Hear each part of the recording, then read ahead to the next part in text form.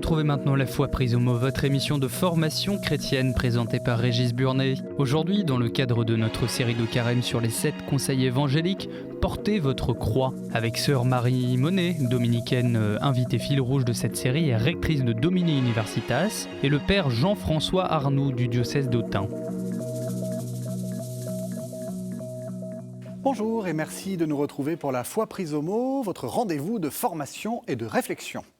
Nous arrivons cette semaine à l'avant-dernier numéro de notre série de carême portant sur les conseils que Jésus nous donne dans les évangiles. Et cette semaine, puisque s'ouvre la Semaine Sainte, nous avons immédiatement pensé à Marc 8, 34-35. « Si quelqu'un veut venir à ma suite, qu'il se renie lui-même et prenne sa croix et qu'il me suive. En effet, qui veut sauver sa vie la perdra, mais qui perdra sa vie à cause de moi et de l'Évangile la sauvera. » Que signifie cette injonction de Jésus ? Est-ce qu'il convient de le suivre aussi sur le chemin de croix qu'il parcourt pour aller jusqu'à la mort ? Jusqu'où cette injonction est-elle métaphorique ? Pour le comprendre, deux invités, frère Christian Écoute, bonjour. Bonjour. Vous êtes dominicain, vous êtes ancien professeur à l'école biblique et archéologique française de Jérusalem. Vous nous en direz deux mots tout à l'heure. Et puis on se retrouve, comme chaque numéro de cette série de carême. Bonsoir, sœur Marie Monet. Bonsoir. Alors vous êtes dominicaine, vous êtes rectrice de Domini Universitas, une université en ligne, et donc vous nous avez accompagnés tout au long de ce carême. Et en fait, il faut préciser aux téléspectateurs qu'il va y avoir une émission de Pâques, donc ça va être une série de carême qui va jusqu'à Pâques. Donc c'est bien l'avant-dernier. Voilà l'aboutissement. On ne va pas terminer sur le chemin de croix. Mais on va y passer quand même. Peut-être une première question, c'est quoi l'école biblique et archéologique française de Jérusalem ? Alors c'est la première école qui a voulu étudier le texte de la Bible sur son lieu de révélation, le texte dans son contexte. Donc l'histoire et la révélation dans son milieu de vie. Donc c'est une école qui a voulu être une école, disons, d'approfondissement, non seulement des langues de la Bible, mais aussi du terrain de la Bible et puis aussi de la compréhension avec l'aide de l'archéologie, de la topographie, de la nature et des sociétés humaines qui sont là. Comment ce récit si beau peut être, je dirais, approché plus en profondeur par la connaissance du milieu d'où il est né. Concrètement, c'est une école, donc c'est quand même pas pour les petits écoliers. Hein, c'est plutôt, le père Lagrange qui a fondé, a dit c'est une haute école pratique d'études bibliques. Donc c'est pratique, on va dire sur le terrain, mais c'est une haute école, c'est-à-dire c'est vraiment à un niveau universitaire qui est un niveau de recherche et de publication, après vérification par l'archéologie, l'histoire, l'historico-critique et je dirais même aussi la sémantique et toutes les langues qui sont celles qui vont véhiculer, et aussi les mythes et toutes les traditions qui ont permis que la Bible soit une parole pour aujourd'hui. Alors nous enregistrons quelques semaines avant la diffusion, donc nous ne savons pas ce qui se passe à Jérusalem, mais nous savons que quand même la situation n'est pas des plus riantes. L'école biblique, c'est l'occasion de faire un peu de pub et peut-être a besoin de soutien, parce que ça ne doit pas être simple en ce moment. Ça fait fondé en 1890, donc ça fait déjà quand même plus de 130 ans. Il y a une certaine tradition, donc il y a une certaine qualité qui permet de durer. Mais c'est sûr qu'actuellement, les étudiants sont souvent revenus dans leur pays parce qu'ils étaient boursiers, que les donateurs n'ont pas voulu faire des risques pour ces étudiants-là. D'autres doivent enseigner en ligne parce que les étudiants n'arrivent pas à venir au bâtiment même de l'école parce qu'il y a des barrages et des grosses difficultés de circulation. Et il y a aussi un soutien aussi parce que, en fait, trouver des professeurs qui veulent bien venir est aussi, disons, plus onéreux qu'autrefois. Et on a des professeurs qui viennent du monde entier, en plus des dominicains qui enseignent. Donc il y a aussi, on veut donner aux employés un salaire décent, ce qui n'est pas si simple toujours à faire. Mais les outils comme la bibliothèque, les méthodes de recherche sont aussi, je dirais, à la fois demandent des soutiens matériels et financiers et de déplacement. Et donc on peut faire un appel aux dons ? On peut sûrement soutenir. Il y a l'association Solidarité Orient, oui. Et il y a aussi l'œuvre d'Orient qui permet de faire des dons. Et puis on peut être aussi membre des amis de l'école biblique, amis français, canadiens, suisses, belges et peut-être aussi africains, qui peuvent être, disons, des amis de l'école et donc venir sur place. Ou bien, il y a des bourses que l'école donne aussi pour des étudiants et des étudiantes. Et en même temps, on peut soutenir pour qu'il y ait des étudiants davantage qui viennent. Alors, Notre phrase de la semaine, là, notre phrase du jour, vous la lisez comment? Est-ce que vous imaginez tout de suite le chemin de croix quand on vous dit « prenez votre croix » ? Non, on ne l'imagine pas tout de suite et je pense que c'est très émouvant quand on va à Jérusalem et c'est de cela dont frère Christian va nous parler aujourd'hui, de se rendre compte que c'est quelque chose de très incarné. Et donc de revivre grâce à vous ce chemin de croix sur le terrain, même si on est à distance à la télévision et chez soi, c'est très émouvant. Oui. Et quand on est sur place, on ne vit plus du tout les choses et on n'entend plus l'évangile de la même manière. C'est très concret. Ce sont des lieux, ce sont des gens. Et donc, c'est ça l'expérience qu'on va faire aujourd'hui. Vous êtes d'accord ? Bien sûr, non, je rencontre tout à fait cette idée que, en étant sur le terrain, la lecture du Nouveau Testament est plus vivante et plus connaturelle et on ne se fait pas des idées. Quand on dit à un pèlerin qui vient, attention, le tombeau n'est qu'à 40 mètres du lieu du supplice, il ne se rend pas compte, il croit que c'est des grandes distances. Quand on dit que le palais de Pilate n'est qu'à 500 mètres du Golgotha, aussi on croit que c'est des kilomètres, le chemin de croix, et pourtant, c'est tout proche, c'est dans le même cœur de la ville de Jérusalem. Ça aide déjà à comprendre. Et en même temps aussi, pas seulement l'expérience, disons, de la tradition de dévotion qui fait un certain chemin par rapport à l'expérience de la recherche historique qui fait un autre chemin, permet de distinguer quand on est sur place. Est-ce que je suis dans l'erreur si je dis que justement, on a parlé de la situation un peu compliquée en ce moment à Jérusalem, que le chemin de croix, la dévotion du chemin de croix, c'est un peu ça, enfin c'est pouvoir faire son chemin sur place, mais en étant en fait dans sa paroisse, c'est une sorte de chemin par substitution. Oui, le chemin qu'on peut faire chez soi est en fait une association à ce chemin qu'a parcouru le Christ, Jésus en son temps, dans cette petite ville, mais on peut le faire aussi dans une petite église ou dans une grande basilique. On a d'ailleurs souvent une dédicace d'un chemin de croix dans les églises qui permet de s'associer aux étapes de la souffrance de Jésus sur son lieu de Jérusalem, mais aussi d'arriver à faire un chemin d'amour, un chemin de réconciliation, un chemin de joie et de foi en étant associé à l'expérience du triomphe, de l'aboutissement du chemin de croix par la résurrection. Oui, parce qu'il est important de voir, c'est pour ça que j'ai lu jusqu'au bout la phrase, si quelqu'un veut venir à ma suite, qu'il se renie lui-même et prenne sa croix. Qui veut sauver sa vie la perdra, mais qui perdra sa vie à cause de moi et de l'Évangile la sauvera. Il ne faut pas oublier qu'on n'est pas que dans la souffrance. Non.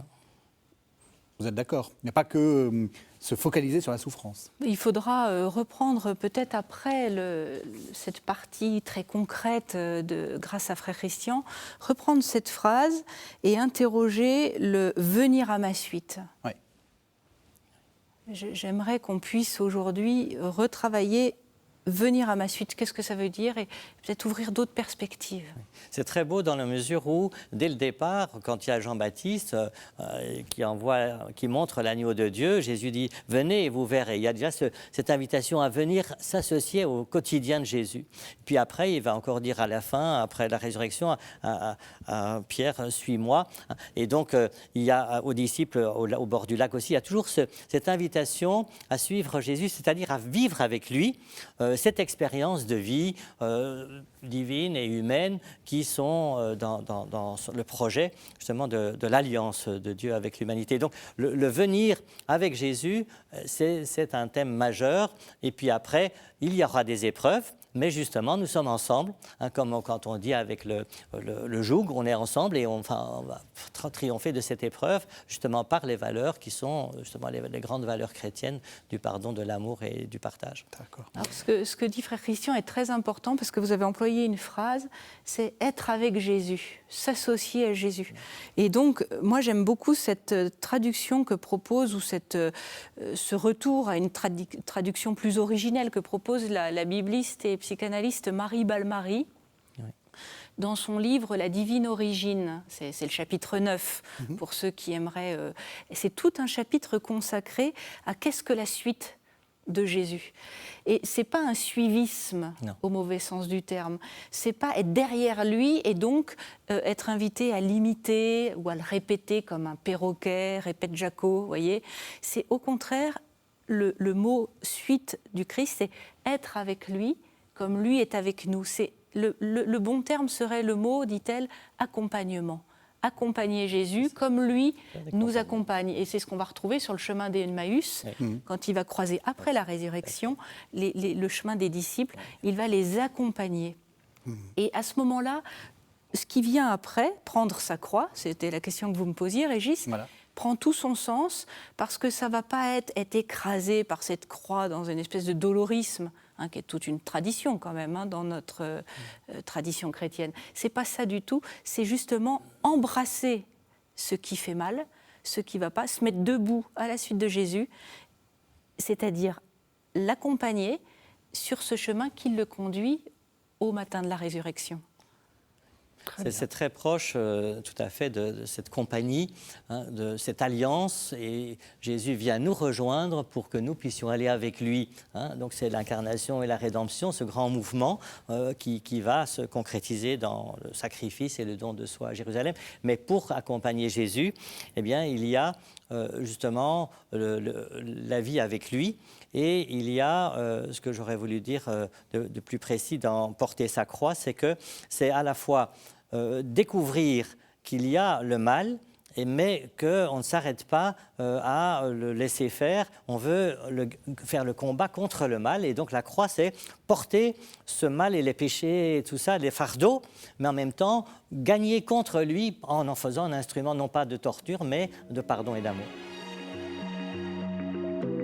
Vous écoutez actuellement La Foi prise au mot, votre émission de formation chrétienne présentée par Régis Burnet. Aujourd'hui, dans le cadre de notre série de carême sur les 7 conseils évangéliques, portez votre croix. Avec sœur Marie Monet, dominicaine invitée fil rouge de cette série, est rectrice de Domini Universitas, et le père Jean-François Arnoux, du diocèse d'Autun. Alors, monsieur l'archéologue, ou monsieur le spécialiste de topographie, est-ce que c'est juste? Quand on va faire son chemin de croix à Jérusalem, est-ce que c'est à peu près ça ou...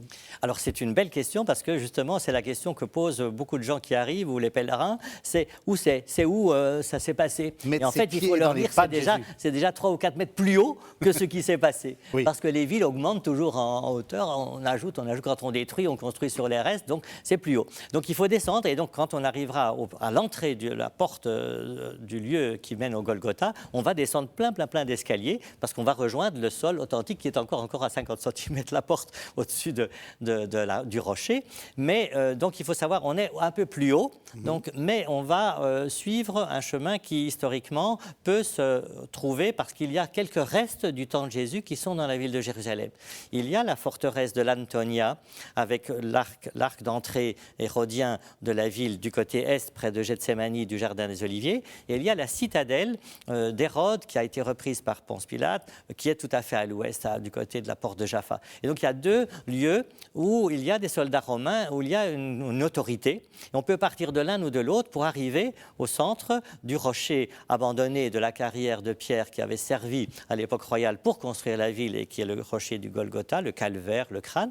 Et tout proche, il y a dans cette ancienne carrière réaménagée des traces aussi d'anciennes sépultures juives, et qui sont donc aménagées par Hérode avec un jardin dans cette ancienne carrière pour pouvoir permettre d'avoir un cimetière toujours en dehors de la ville pour les Juifs, et donc au-delà des portes de la ville, et qui a été le lieu où Joseph d'Arimathie a prêté pour 1 an normalement, mais Jésus après 3 jours en avait déjà suffisant d'utilisation, un tombeau qui était personnel et neuf. Oui. Alors, ce qui peut troubler, c'est que vous dites effectivement c'est en dehors de la ville. Actuellement, ça ne l'est plus du tout. Voilà. Ça, il faut bien... Parce qu'un autre Hérode, non pas Hérode le Grand, mais Hérode Antipas, lui a fait une troisième muraille par rapport à la ville, et donc il a englobé le lieu dans la ville, donc c'était avant la révolte juive, mais il fallait protéger le nord, et donc il a fait une muraille, donc il a intégré cette partie extérieure dans la ville fortifiée, un peu comme à Carcassonne ou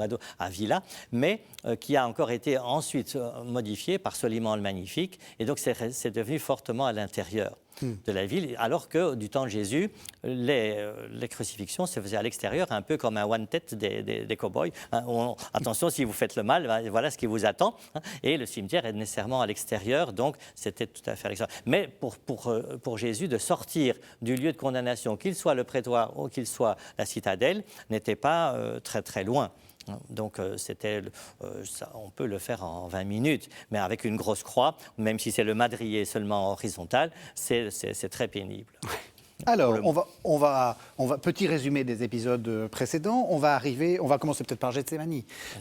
Tout commence à Gethsémani. Alors là, on est vraiment en dehors de la ville actuelle, enfin de la. Oui, on est de l'autre côté. On est alors tout à fait à l'est, voilà, au-delà du temple qui était pour les Juifs à l'extrémité nord-est. Et donc c'est la vallée du Cédron. Et ce Gethsémani qui veut dire donc le pressoir à huile, ou à olive, le pressoir à olive.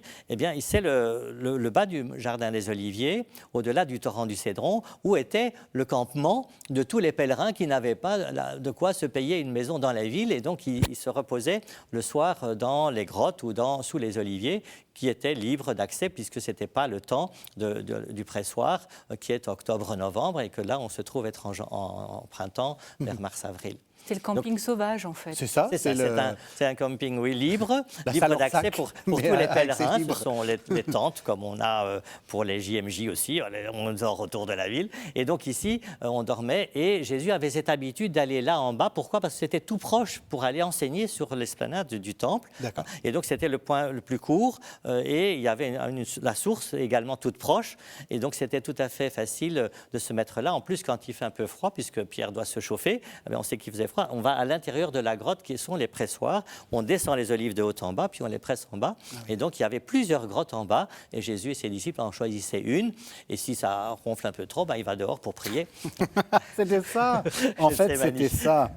Alors, il fait arrêter, baiser de Judas, un jeune homme qui s'enfuit, ça c'est dans Marc, on coupe une oreille. Bon, bref, il est emmené où ? Alors là, il est lié par les mains pour être emmené vers le lieu de Anne et de Caïphe, c'est-à-dire des grands prêtres ou des autorités religieuses, qui ont commandité l'arrestation à travers la trahison de Judas.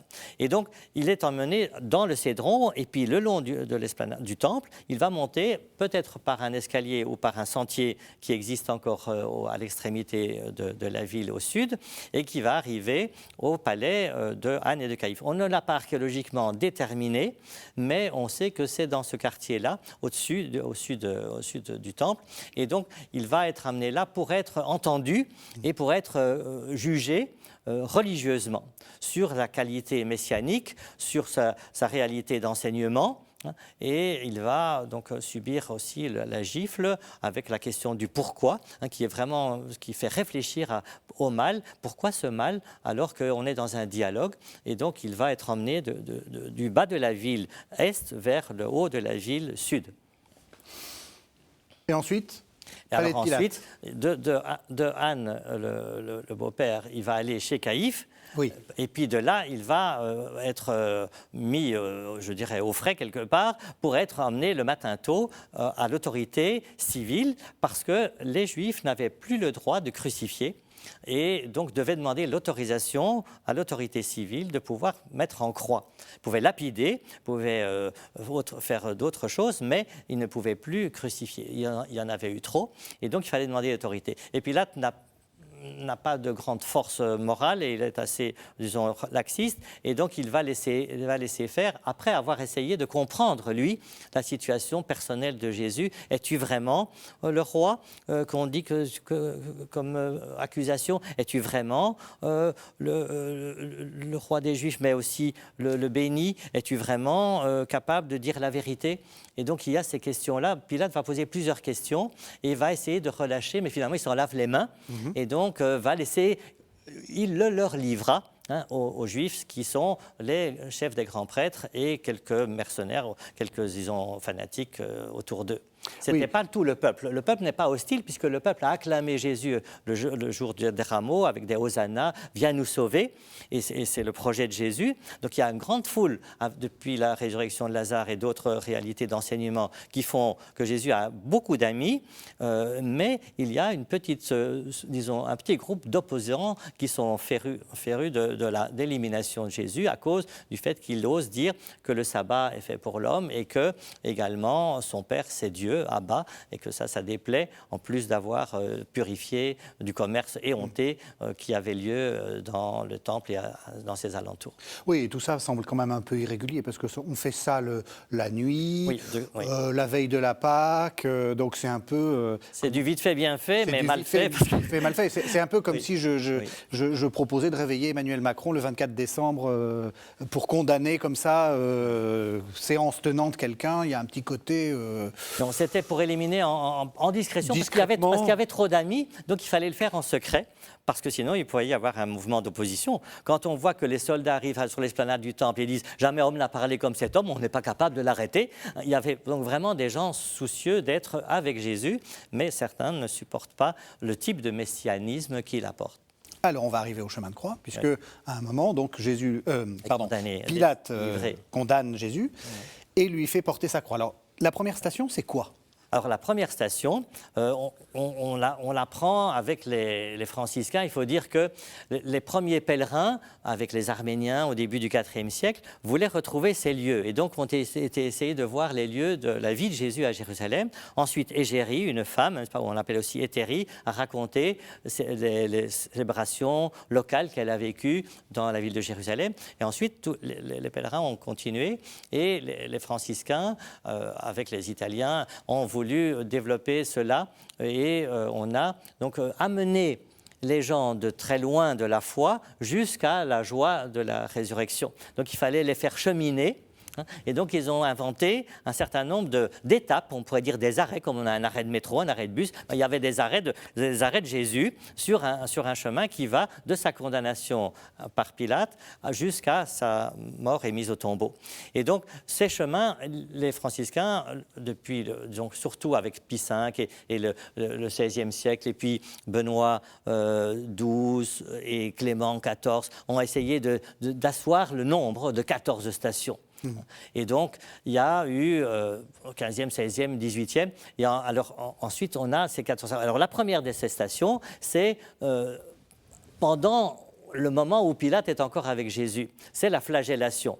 Parce que la flagellation permettait de montrer qu'on n'était pas indifférent à cette personne et que donc on lui faisait une petite punition pour montrer, voilà, on a compris qu'il y avait un problème.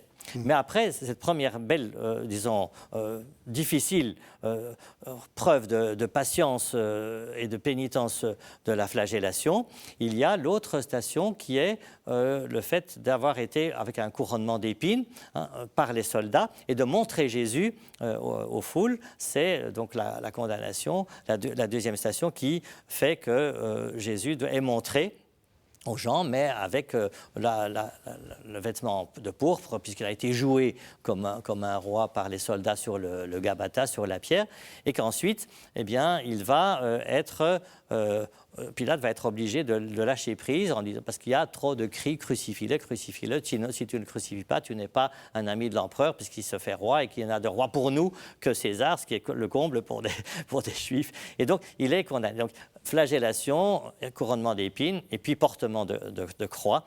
C'est donc l'obligation. Alors là, ça démarre un chemin de souffrance, en plus d'avoir déjà été craché, bafoué, flagellé, souffert physiquement. Jésus doit avoir un outil de condamné qu'il doit porter sur les épaules.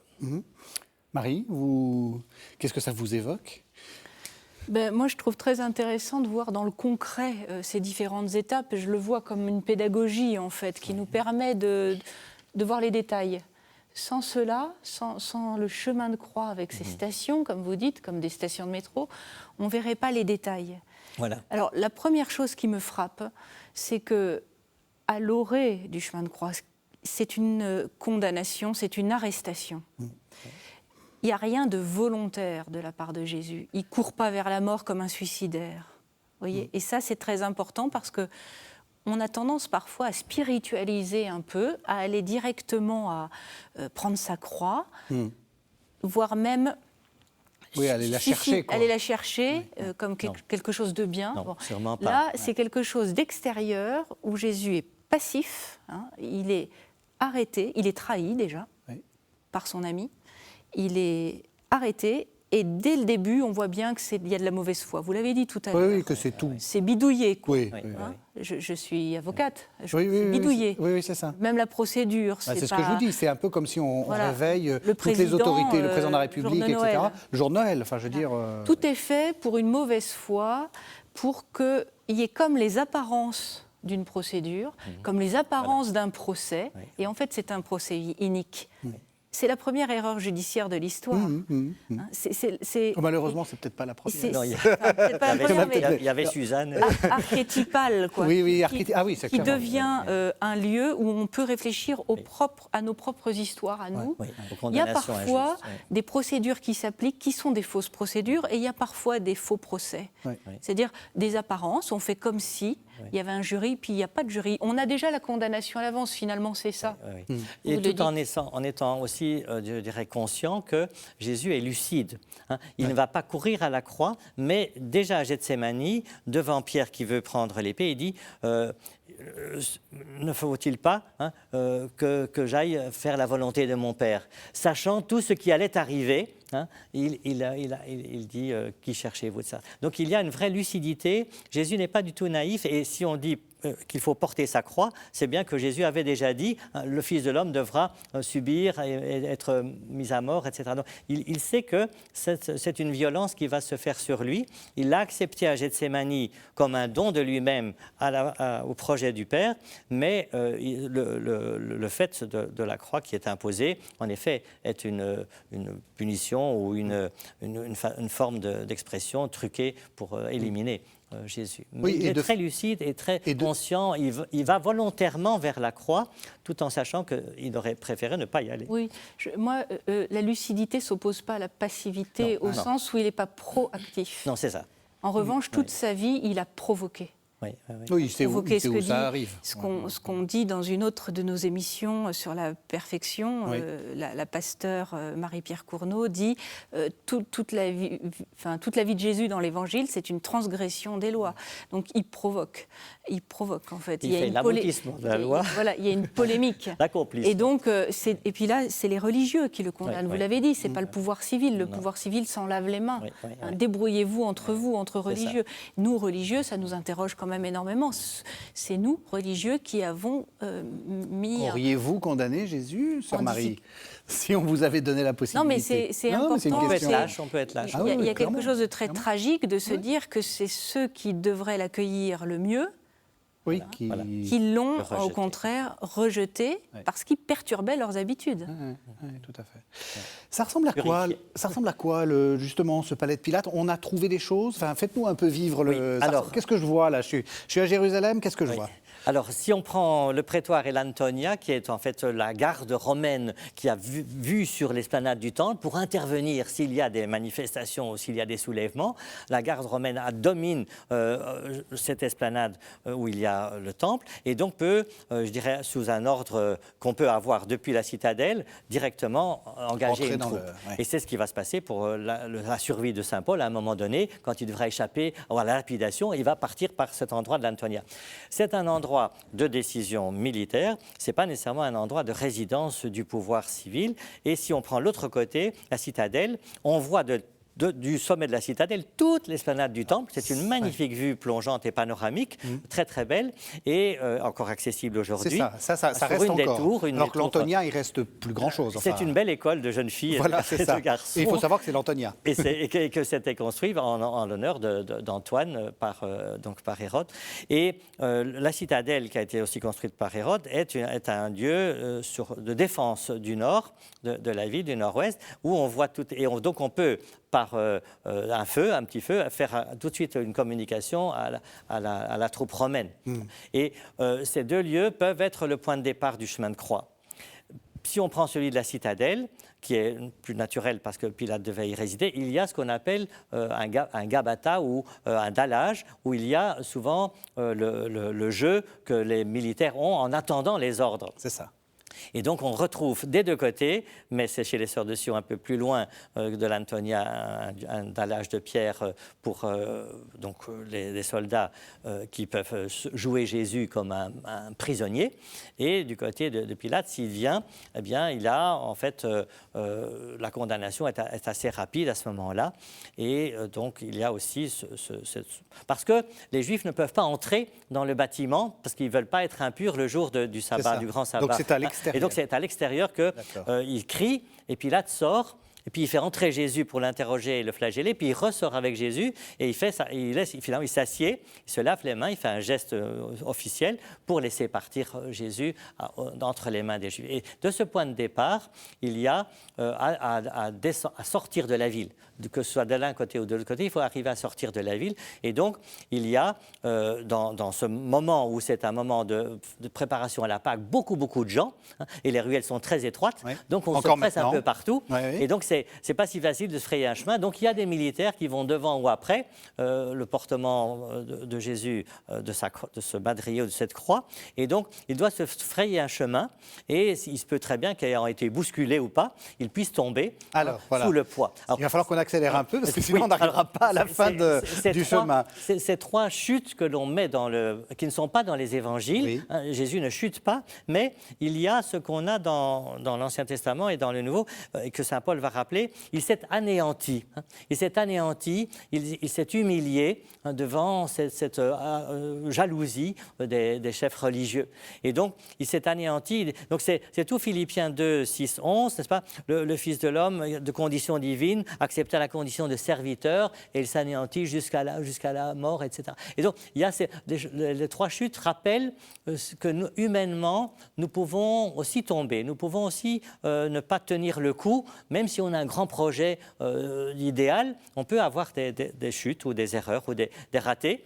Et donc, les franciscains montrent que, oui, solidairement avec notre humanité, Jésus va aussi tomber dans son humanité, mais se relever, quitte à être aidé par Simon de Cyrène. Alors là, on va un peu plus vite, mais la troisième, donc 7e et 9e, ce sont les chutes de Jésus qui peuvent être soit sous le poids, le fardeau extérieur, soit par le fait de la fragilité intérieure, soit par l'épuisement, il est vidé de toute force. Donc ce sont trois façons de montrer pour Jésus qu'il est vraiment un être humain comme nous, qui a ses fragilités aussi physiques. Vous écoutez actuellement La Foi prise au mot, votre émission de formation chrétienne présentée par Régis Burnet. Aujourd'hui, dans le cadre de notre série de carême sur les 7 conseils évangéliques, portez votre croix. Avec sœur Marie Monet, dominicaine invitée fil rouge de cette série, est rectrice de Domini Universitas, et le père Jean-François Arnoux, du diocèse d'Autun. Oui, moi j'aime beaucoup la figure de Simon de Cyrène qui vient relever, aider à relever Jésus. Et on connaît tous de ces gens qui humanisent la pire des souffrances, qui sont là gratuitement. Et sur ce chemin de croix, il y a ces gens, et le chemin de croix de Jésus éclaire nos propres chemins de croix et le chemin de croix du monde. Oui. C'est très très beau. Il y a un petit livret qui a été fait, je ne l'ai plus ici, par Monsieur Carton sur Simon de Cyrène, dans une petite collection très facile, et il a fait aussi sur Marie-Madeleine. Et là, on montre bien que réquisitionné, revenant des champs, presque un étranger de passage, il vient aider Jésus, mais la chance qu'il a, c'est qu'il voit Jésus de dos, et qu'il est dans l'intimité de Jésus. Il va être dans l'intimité jusqu'à la crucifixion elle-même. Et donc, il voit Jésus qui s'avance résolument vers le don de sa vie totale. Et il peut apparaître comme un condamné lui aussi, mais au contraire, il peut aussi être celui qui va aider à soulager la souffrance de Jésus. Et nous pouvons nous associer aussi à cette figure. Comment est-ce que nous allons porter la croix avec Jésus? C'est-à-dire prendre le même projet de salut ou de compassion ou de miséricorde que Simon a. Et autour de Simon, on met 2 femmes. Alors, donc, je Marie redis, et les femmes. je me permets juste de dire les stations pour que... Oui. Donc, 1 et 2, c'était la condamnation. Ouais. Et alors, on a fait d'un coup, pour que les téléspectateurs suivent, 3, 7 et 9, qui sont les 3 chutes. Et donc, Jésus tombe pour la première fois. Et puis, alors, on a parlé de Simon de Cyrène, c'est qui est la 5e. Oui. Et là, vous allez nous parler de 4, 6 et 8. Les rencontres. Tout à fait. Ce sont les femmes. Il y a 3 chutes et il y a 3 fois avec des femmes qui sont très belles. Je voudrais juste prendre encore un tout petit point sur la 3e station. Elle est à Jérusalem, dans l'angle d'une rue qui s'appelle Via Dolorosa et qui est marquée pour tout le monde, le chemin de douleur. Et dans cette petite chapelle qui est à côté des Arméniens catholiques, il y a des dessins de croix où on voit que Jésus tombe et les anges sont tellement étonnés. Ils se disent, comment Dieu est par terre, rien ne va plus. C'est ça que ça dit. Et il y a une autre image qui est très belle aussi, c'est Jésus qui porte sa croix. Et à côté de lui et derrière lui, il y a plein de gens qui portent aussi une croix. Et alors, on raconte souvent cette belle petite histoire. Pourquoi faut-il porter sa croix? Est-ce qu'on est condamné à vivre des souffrances, des épreuves? Ou bien est-ce qu'au contraire, avec Jésus, c'est un instrument qui va nous aider à vivre notre épreuve, à vivre notre vie chrétienne.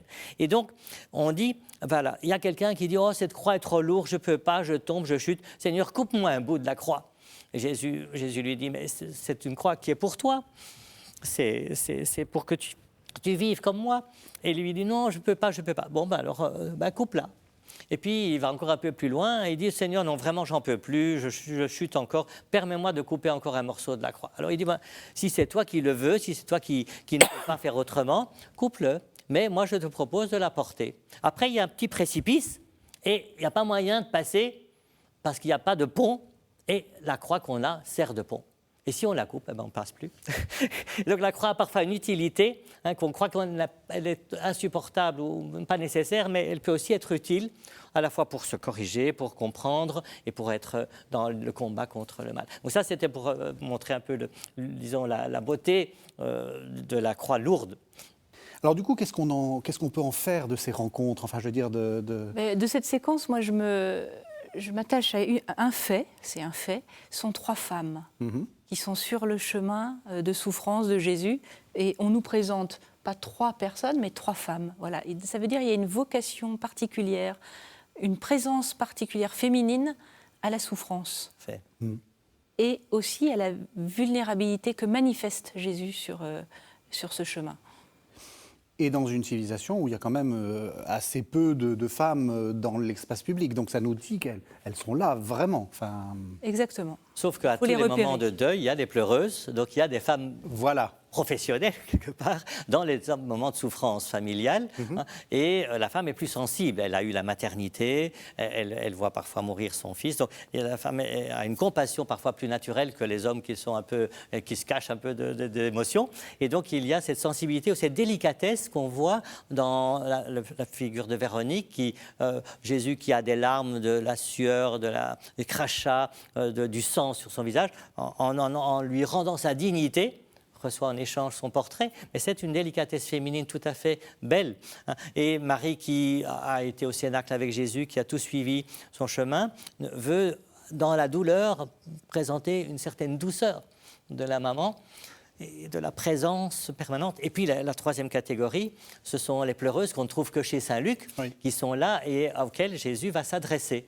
Ce qui était tout à fait exceptionnel, puisqu'il ne s'adresse pas à Simon de Cyrène, il ne s'adresse pas non plus aux autres personnages qui sont les soldats, il ne s'adresse pas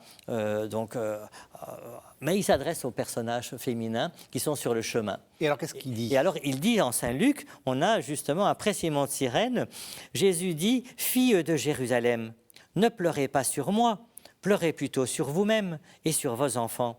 Car voici venir des jours où l'on dira « Heureuses les stériles, les entrailles qui n'ont pas enfanté et les seins qui n'ont pas nourri. » Alors on se mettra à dire aux montagnes « Tombez sur nous et aux collines, couvrez-nous, couvrez-nous. » Car si l'on traite ainsi le bois vert, qu'adviendra-t-il du bois sec? Voilà. Donc c'est une citation et en même temps... C'est ça, c'est une citation prophétique. Oui. Hein. Et qui donc montre que Jésus dit, attention, ne vous trompez pas, ici c'est un innocent qui va mourir, mais il y a des tas de pécheurs qui vont aussi mourir. Alors, si vous pleurez sur l'arbre vert, qui ne doit normalement pas être brûlé, qu'est-ce qui va se passer si vous allez vraiment brûler l'arbre sec, qui est une figure pour parler de ceux qui ont condamné Jésus et donc des Juifs. Alors, ça veut dire aussi, c'est une anticipation sur les malheurs de Jérusalem qui vont suivre après la révolte et donc la destruction. Donc, c'est une façon de dire aux femmes, attention, gardez la joie de croire que moi je vais triompher, et soyez conscientes des difficultés de ce qui se passe dans votre ville. On a Saint-Dominique, on disait, Saint-Dominique, que vont devenir les pécheurs, Il priait comme ça. Donc on a souci des pécheurs, Jésus va gagner, mais on est associé. Toujours cette idée qu'on a vue avec la pasteure Marie-Pierre Cournot sur Jésus qui déplace. Vous croyez que c'est quelque chose, en fait c'est pas ça. C'est ça, ouais. On a vraiment cette impression. Il y a un décalage en permanence dont il faut déjà avoir conscience. Oui. Et puis après se dire quelles conséquences pour notre foi, pour notre compréhension de la foi. Et ces femmes qui pleuraient sur Jésus, eh bien c'est Jésus qui va les consoler quelque part en disant ça ira pour moi, faites attention à ce qui va suivre. Alors je dirais aussi il y a un autre décalage que je perçois moi comme femme, c'est-à-dire les femmes sont présentes au moment où pour Jésus ça chavire. Oui. Voyez, et elles seront aussi présentes. Parce que les disciples, on n'en entend plus sont pas là. On n'en entend plus parler. Absolument. Et on va retrouver le même phénomène au petit matin de Pâques. Alors nous, on sait maintenant que c'est le petit matin de la résurrection. Elles ne le savent pas. Elles vont au tombeau pour embaumer, être là. Et ça veut dire qu'il y a quelque chose du mystère de la femme, on va dire ça comme ça, qui n'a pas peur d'affronter l'inconnu et quand ça va mal. Parce qu'il fait le job, comme on dit, c'est-à-dire qu'il fait vraiment le service d'accompagnement. Il y a une forme de courage. Un grand courage. Elles n'ont pas peur. Elles n'ont pas peur du tout. Et ça, on va le retrouver dans l'histoire de l'humanité, des moments où les femmes n'ont pas peur et elles sont présentes là où il y a plus grand monde. Alors, je reprends mon chemin. Donc, on avait pris une rue, puis après, il y a une sorte de petit coude, là. Voilà, tac, tac. La troisième et on arrive donc... On arrive alors à la 7e station où Jésus tombe, où il y a une grande colonne romaine qui était du Cardo, mais d'Adrien, donc de 135, qui a été sélectionné pour dire que c'était le temps des Romains. Et puis après, les 8e, c'est une station qui va normalement s'approcher du lieu du calvaire, mais qui est dans des murailles. Et donc, il reste une pierre d'une colonne où on met quelque chose qui est très beau. On met Jesus Christus Nika. Donc Jésus, le Christ, a la victoire. Et là, c'est là qu'on fait pour les femmes qui vont pleurer. Et puis, alors, de la 9e à la 14e, on est vraiment dans l'enceinte de l'actuelle basilique et lieu de prière de la croix et de la résurrection de Jésus. On est vraiment vers la fin de l'émission, donc mais on va pas s'apesantir, mais juste montrez-nous à quoi ça ressemble. On descend quelques marches. Alors, on descend quelques marches. Dans une espèce de cour, et il y a une façade. C'est ça. Donc, on arrive au niveau du sol du temps de Jésus, quasiment, et on se trouve devant une porte, et à droite, il y a le rocher de la crucifixion, et à gauche, il y a le tombeau de l'ensevelissement, et ensuite de la résurrection. Et donc, si on monte un escalier très raide, on monte environ 3 mètres et demi. Au temps de Jésus, c'était probablement 5 mètres, mais c'est un bloc de pierre pourrie, où on ne pouvait pas prendre des belles grandes pierres de 2 mètres de long pour construire, et donc on l'avait abandonné. Il n'y a pas de bulldozer, donc on laisse abandonner une mauvaise veine. On dit, il n'y a pas de veine, donc on la laisse tranquille et on prend des autres endroits. Et donc cette mauvaise veine permettait justement d'enfoncer facilement des poteaux, puisqu'il suffisait de taper un peu la pierre et on mettait des cales. Et on a retrouvé d'ailleurs des endroits creusés où on avait plusieurs poteaux, disons, insérés. Et donc c'est un lieu idéal parce qu'il se voit de loin, hors de la ville, et il est propice à mettre des croix, des poteaux de bois dans le rocher fragilisé ou de pas bonne cohérence de pierre. Et donc, c'est là que Jésus, en bas, va être dépouillé de ses vêtements, va être mis quasiment à nu, il va être, je dirais, comme au départ de sa vie. Et 10e station. Et il va ensuite donc être cloué. 11e station. 11e station. Et puis il va être cloué donc, avec des clous dans les poignets et dans les pieds sur cette partie de la croix, et ensuite il va être levé ou bien suspendu pendant un certain temps, où il va encore parler 7 fois dans l'Évangile, les 7 paroles de Jésus en croix. Il va prier, pardonner au bon larron, il va parler à sa mère, parler à Jésus. Donc il y a beaucoup de beaux moments là dans cette station de Jésus qui meurt, ou juste avant de mourir. Et puis il y a la dépendaison, la déposition du corps, où il va être remis à sa mère et aux autres femmes, comme on a dit, qui étaient autour. Et ensuite, par l'aide d'hommes qui vont arriver, parce que c'est lourd de porter un cadavre frais et difficile, on va prendre un linceul pour le tenir comme dans un hamac et l'introduire au tombeau le plus proche, puisque il fallait faire avant le coucher du soleil, parce qu'il y avait la fin de la journée où on ne pouvait plus travailler, le sabbat commençait. Et donc Joseph d'Arimathie prête quelque chose, son tombeau, et avec Nicodème, ils vont prendre à cœur de transporter Jésus après que les femmes les lavaient ou que les hommes les lavaient dans le tombeau, et en ayant mis également des aromates typiques des Juifs pour, je dirais, la conservation et la moindre pourrissement, si vous voulez.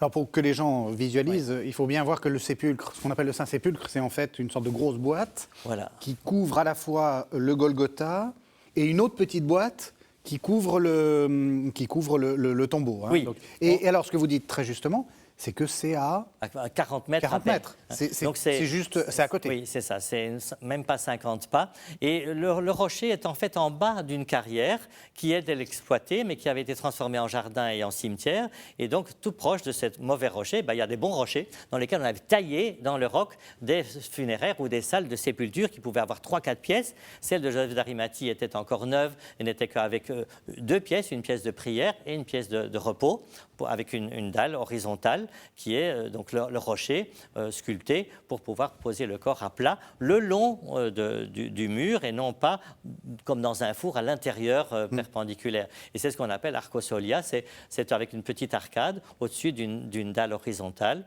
et dont on a retrouvé, en faisant la restauration de l'édifice de l'édicule, on a retrouvé le sol de bons rochers et un mur vertical perpendiculaire qui montre que malgré les déprédations et les destructions relatives, on avait bien une chambre funéraire sur laquelle Jésus a été déposé avec un linceul et autour de la tête un bandeau qu'il a pu laisser après. Et donc tout autour de ce tombeau, il y a une sorte de déambulatoire et on voit bien dans certains endroits des grottes, ou des choses qui ressemblent. Il y a d'autres cimetières. On voit bien tout à fait qu'on est au bon endroit, quoi. Oui, c'est un vrai cimetière juif qui est du 1er siècle avant Jésus-Christ et qui a continué encore un peu après, jusqu'en 70 et 135. Et puis après, il a été vénéré par les chrétiens, et puis grâce à Constantin, il y a eu cette église basilicale qui a été mise comme une rotonde au-dessus du tombeau, qui n'était pas un lieu de culte, qui était un lieu de vénération. Le Golgotha, le calvaire, dans le petit jardin, un atrium sur le côté, et puis après une grande belle église de joie de la fête de la résurrection après la traversée de la mort et la sortie du tombeau. Et donc la grande église est en avant, et puis à l'arrière de l'église, il y a le Golgotha en plein air, et puis dans une petite cour, et puis une belle rotonde autour du tombeau. Donc ça faisait trois réalités qui ont été ensuite regroupées en un seul bâtiment après les croisés. Vous disiez, c'est un chemin où on suit, mais on n'est pas porté. C'est un chemin où on doit suivre debout. Oui, suivre, accompagner, avec ce mot accompagner. Et je trouve très concret là tout ce qu'on a vu depuis le début de ce chemin. Un seul exemple. À la station où il est dépouillé, Jésus, de ses vêtements, on découvre sa nudité. On veut lui faire honte, en fait. Eh bien, je me dis, c'est extrêmement concret. Et pour nous, eh bien, ça veut dire que plus jamais on aura honte. Grâce à Jésus, sur ce chemin, la nudité prend tout son sens, mais d'un sens positif. C'est-à-dire, à mon tour, j'aurai plus jamais honte d'être comme ça, dénudée ça peut être symbolique, c'est pas simplement des actions physiques. Mais donc le chemin de croix de Jésus, il nous permet de comprendre nos propres souffrances et comment il vient nous accompagner dans ces souffrances-là pour leur redonner un sens. C'est comme ça que vous suggériez qu'on le vit? C'est-à-dire comme une sorte de, non pas d'apitoiement permanent en se disant C'est un renversement qui va de la maladie vers la guérison, de la souffrance vers la libération, de la mort vers la résurrection. C'est dans ce sens-là qu'il faut le regarder, ce chemin de croix. Je dirais que c'est un chemin de souffrance réelle. Oui, ça, il faut le. Avec quelqu'un qui a la lucidité de donner sa vie, il veut donner sa vie. Celui qui donnera sa vie pour moi, Jésus donne sa vie pour le Père. Et donc, c'est dans la lucidité un vrai chemin de souffrance, mais en pleine conscience. Donc, avec cette lucidité, c'est dans la non-violence, par amour et en vue du pardon, du rachat du monde. Je ne suis pas venu pour être servi, mais pour racheter le monde et donner ma vie.